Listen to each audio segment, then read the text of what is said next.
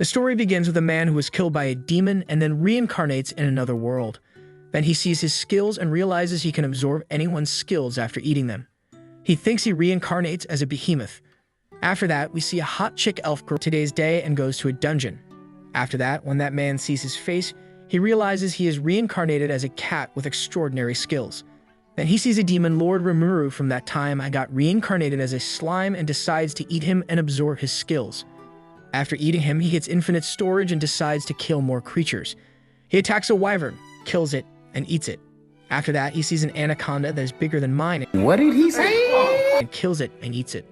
Then we see Arya-chan riding on a boat, and a sailor is enjoying the view from the top, imagining about Arya-chan. She reaches near a dungeon and shows her gold card, but the soldier is dreaming of looking at her pink card. On the other side, after killing the anaconda, the cat sees a treasure chest and gets excited because in his previous life, he didn't find any. He opens the treasure chest and finds a transport crystal that teleports him to a dragon. The creature starts saying, "I sentence you to death," and starts attacking.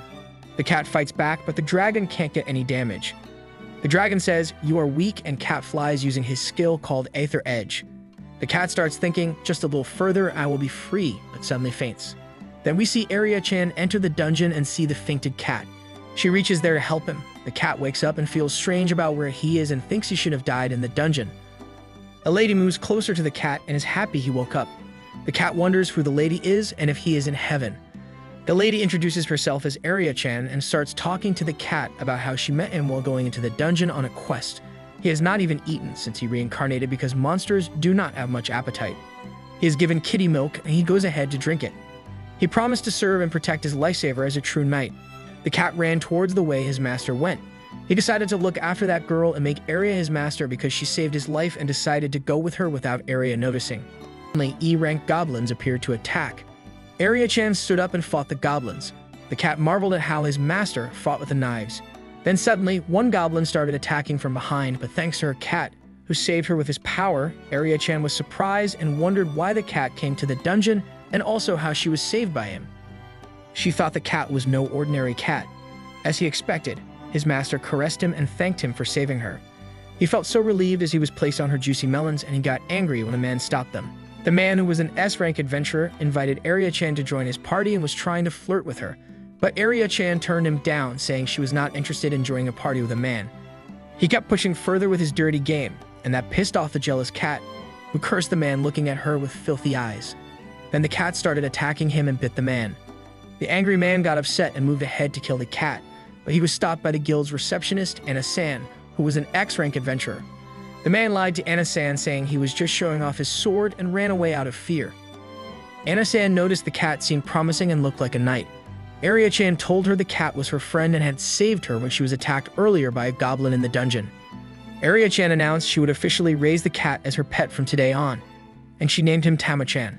The cat, whose name is now Tama-chan, was happy he would be able to accompany his master without hesitation. Arya-chan invited Tama-chan for a bath, and he felt it was absurd for a proud knight like him to bathe with a female, but he did not have a choice. After all, he is his master's knight, and he needs to stay close to her in case anything happens. Arya-chan asked Tama-chan if she would ever become strong again and told him the story of how she was attacked by demonic troops years ago in the country where she used to live. It was then that the master fencer appeared. Tama-chan remembered he had heard about the master fencer and how he saved the entire country alone before and had always wished to be like him. Tama-chan then made a promise that day to his master to protect her until the day she achieved her ambitions. A little while after bathing, when they got to the Adventure Guild, she told them that it was not the right time because the man had just brought bad news to her. The bad news was that Tama-chan would be slain for injuring the Baron's son. Tama-chan immediately thought of running away to avoid being slain, but he still could not leave his master because of the vow he had made to her. The man told them the only solution was to have a duel with him, and if she won, the decree would be revoked and he would take her as a wife. I, as an editor, always knew this filthy man's eyes were always on my Arya's juicy melons. Tama-chan felt so bad that he could not protect his master and promised to make the man pay for making his master cry. The duel began between the D-rank adventurer and Arya-chan. The man told Arya-chan to surrender as her cat was powerless and her moves were too simple. He wanted to attack her with a knife, but Tama-chan jumped into the scene and saved his master from getting stabbed. His only duty is protecting his master with his life. While the fight was going on, Tama-chan got hurt, and the man told Arya-chan, that it would have been avoided if only she had accepted to be his wife. Tama-chan told his master not to surrender, as he would do everything to save her. He would have to use a non-magical skill, but he would be found out if he did that. All of a sudden, Tama-chan used one of his skills, Iron Shield, and the man suddenly went flying and landed on the floor. Arya-chan was confused if it was Tama-chan that did that, and in the end, she was able to defeat the man. Arya-chan was declared the winner, and she thanked Tama-chan for saving her. On the other hand, she scolded him and warned him not to do something dangerous like that next time. Anna-san told Arya-chan that the skill Tama-chan used at the end was so strong that he thought he was a monster, but he thought he had come across an elemental cat with racial skills that understand human language and emotion. After that, they went to their home and slept together. The cat was happy, and that's where episode 1 ends. Don't forget to like, share, subscribe, and watch our best videos in end screen. In this world, people gain unique abilities by eating the fruit of the skill tree. These abilities range from becoming a powerful firebender to a legendary sword saint. However, for Light, his skill was far less impressive. He became a nutting master. The day of the skill ceremony was one of excitement and hope. Light and his childhood friend, Lena, walked together to the church, eagerly discussing their potential skills. Light had always dreamed of being an adventurer, so any combat-oriented skill would do. Lena, on the other hand, didn't care what skill she received, as long as she could stay by Light's side. Despite her nervousness, Light reassured her that they would both gain incredible skills. At the church, the Holy Sister explained the rules of the skill fruits. Eating a fruit would grant a skill tied to a specific profession, ensuring a secure job without the burden of student loans. However, there was a strict, immutable rule. No one could eat more than one skill fruit. Consuming a second would result in certain death, a warning cemented by the tales of countless victims who had ignored it. Lena was the first to choose. As she bit into her fruit, her body radiated a blinding light, and the Holy Sister gasped. Lena had acquired the legendary Sword Saint skill. It was a once-in-a-decade occurrence, and Lena's destiny as a top-tier adventurer was sealed. Light cheered for his friend, overjoyed by her success, before stepping up to claim his own skill. Nervously, he took a bite of his chosen fruit, but instead of gaining an awe-inspiring combat ability, he was blessed, or cursed, with the nutting master skill. The Holy Sister tried to console him, but the truth was clear. His ability was limited to farming nuts. Devastated, Light begged to try another fruit, but the fatal consequences were non-negotiable. Lena, ever supportive, promised to stay in the village and help Light grow nuts. However, the Holy Sister had other plans. Lena's talent as a sword saint was too precious to squander, and the sister insisted she leave for the royal capital immediately to begin her training. Torn but unable to refuse, Lena left, promising Light she would return for him one day. 3 months passed. Light had embraced his role as a farmer, using his skill to grow and sell high-quality nuts. Though his profits were modest, he tried to stay positive. However, the pain of Lena's absence lingered, and news of her rapid rise to S-rank adventurer only deepened his sense of inadequacy. Despite his skill's limitations, Light trained tirelessly, hoping to awaken a hidden talent. Day after day, he practiced with a sword, striking at a tree stump in vain. Exhausted and disheartened, he questioned whether Lena still remembered him, or if her new life had erased their bond. One evening, his young ward, Aya, interrupted his spiraling thoughts. Orphaned and abandoned by the village chief, Aya had been taken in by Light, and the two had since formed a makeshift family. She invited him inside for dinner, proudly serving a stew she had made. Light praised her effort, but as he ate, Aya casually mentioned using the special fruits he had stored in boxes marked with skull symbols. Panic set in. Those fruits were skill fruits, and consuming more than one was supposed to be fatal. Light braced himself for the end, his body racked with heat and pain. Yet, as moments passed, he realized he wasn't dying. Instead, a surge of power coursed through him, accompanied by the emergence of a second skill, Sword God. Aya, too, began experiencing changes. She had unknowingly acquired an appraisal skill from the stew and could now read Light's abilities. To their astonishment, his nutting master skill granted immunity to nut-based toxins, allowing him to survive the second fruit.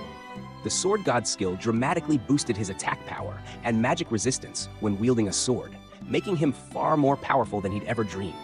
Eager to test his newfound strength, Light raced to the forest. With a single swing of his sword, he effortlessly cleaved the tree stump and the massive tree behind it in two. Overwhelmed with excitement, he decided it was time to pursue his dream of becoming an adventurer. The next day, Light ventured to the guild, determined to prove his worth. For the first time in his life, he felt that his dreams were within reach. Armed with his newfound skills and an unwavering determination, Light prepared to carve a new path for himself, one that would reunite him with Lena and allow him to stand beside her as an equal. Light had always dreamed of becoming an adventurer, and today might be his chance. After gaining his newfound powers, he visited the Adventurers Guild to officially begin his journey. Turning to Aya, he said, "Stay here on this bench while I grab us a quest," and headed to the front desk. As Light stepped away, Aya, brimming with curiosity, used her newly acquired appraisal skill to scan the other adventurers in the guild. She was amazed by the wide variety of skills people had, from elemental magic to combat mastery. But she also found some skills shockingly useless, like one man who had a self-damaging ability. Just then, a commotion broke out near the front desk. Looking over, Aya saw Light in the middle of an argument with another adventurer. The man at the center of the dispute recognized Light as the nut seller from the market and mocked him, claiming that someone like Light didn't belong in the guild. But Light ignored the taunts entirely and calmly turned to Aya, saying, "Let's go." The man, offended by being ignored, lashed out and attacked Light with his sword. However, thanks to his sword god skill, Light's reflexes were far superior, and he effortlessly blocked the strike. Shocked, the man stumbled back, realizing that Light wasn't the easy target he'd assumed. Seeing that Light wasn't someone to mess with, the man's friends quickly intervened, convincing him to drop the matter. Claiming he hadn't been serious about the attack, the man and his group stormed off to their first mission. Shortly afterward, Light and Aya left the guild, their first quest in hand. Their mission took them to the rocky plains, where Light couldn't contain his excitement. "Stay close to me," he told Aya. Soon they spotted their target, a slime monster gliding across the distance. Light approached cautiously, trying to sneak up on it, but the slime noticed him right away. Forced to abandon stealth, Light charged forward, slicing the slime in half with a single swing.